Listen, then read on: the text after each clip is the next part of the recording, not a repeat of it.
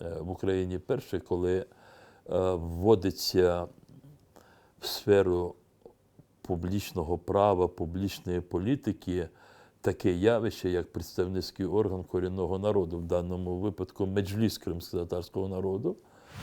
Я підписав указ, який надає більше реальних можливостей вам, щоб захищати свою всю державу, всю Україну і наш Крим, всіх наших людей і корінний народ, кримсько-татарський народ, нашу безпеку і вашу безпеку, наше право жити вільно на своїй землі.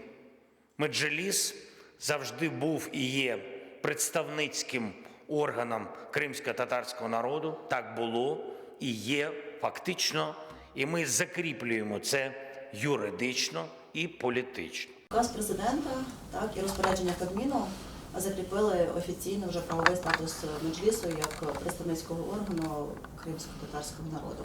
Скажіть, будь ласка, які з'являються механізми впливу і отримали які, власне, кримські татари завдяки цьому указу і розпорядженню? Є закон України про корінні народи України, і в цьому законі дуже чітко вказуються форми і способи взаємодії представницького органу корінного народу з органами державної влади, з українською державою. І всі ці способи і форми взаємодії спрямовані на те, щоб представницький орган мав би реальну можливість представляти інтереси, проблеми корінних народів. В одних випадках через отримання вільної, попередньої, проінформованої згоди, тобто представницький орган дає згоду. В інших випадках це може бути через консультації з представницьким органом. Це все залежить від напрямків тих чи інших питань. Можливо, однією із таких форм нашої взаємодії, яке буде спрямовано на звикання необхідності нашої співпраці, це може стати підписання меморандумів між Меджлісом кримськотатарського народу і органами державного управління, скажімо, з Міністерством культури, Міністерством освіти і науки, і так далі. Що для Меджлісу є найпріоритетнішим наразі в роботі? Питання збереження кримськотатарського народу, всі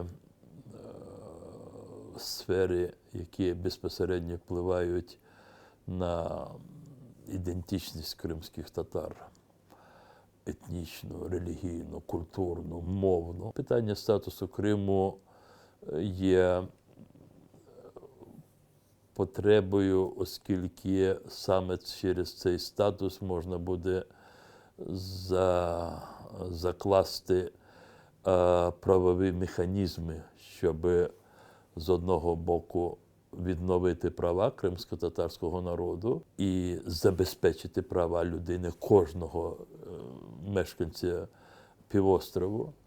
Крим має зберегти статус автономії, але ця автономія не може бути формою самовизначення російської більшості, як було до цього. Якщо говорити, власне, про якісь конкретні сфери, які права надає Меджлісу, власне, ці розпорядження і указ? В різних сферах у нас є, скажімо, різні стартові позиції або можливості.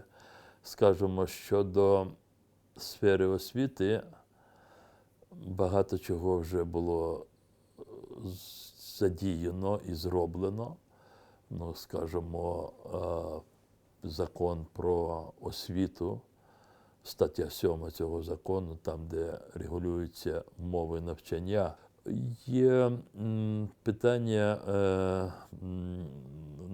пов'язані з розвитком медіа, і тут потрібно цей статус, правовий статус представницького органу, він відкриває нові можливості для розвитку медіа кримськотатарською мовою.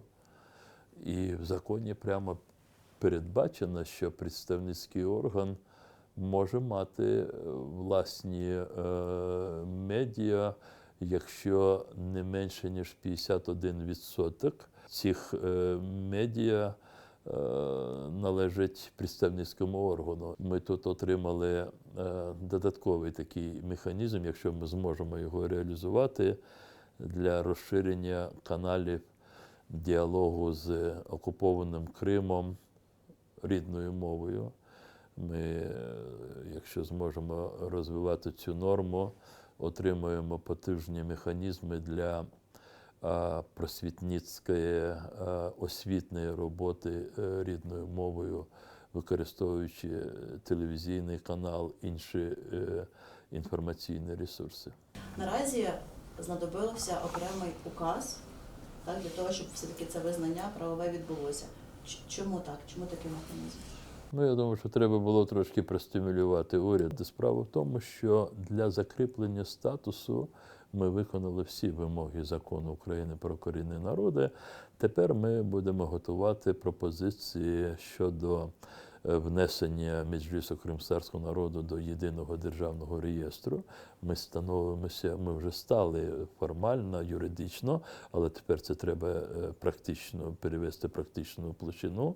Ми є суб'єктами публічного права, і тепер ми маємо визначитися зі структурою для того, щоб виконувати ті функції, які на нас покладені законом України про корінні народи. Ми не можемо провести нові вибори, бо Крим окупований, а члени Меджлісу обираються на делегатами Хорултаю, на засіданні Хорултаю. Зрозуміло, що ми тут в якійсь мірі можна провести паралель між неможливістю проведення виборів народних депутатів України, тобто оновити склад Верховної Ради України, і як не можемо провести вибори президента України під час війни.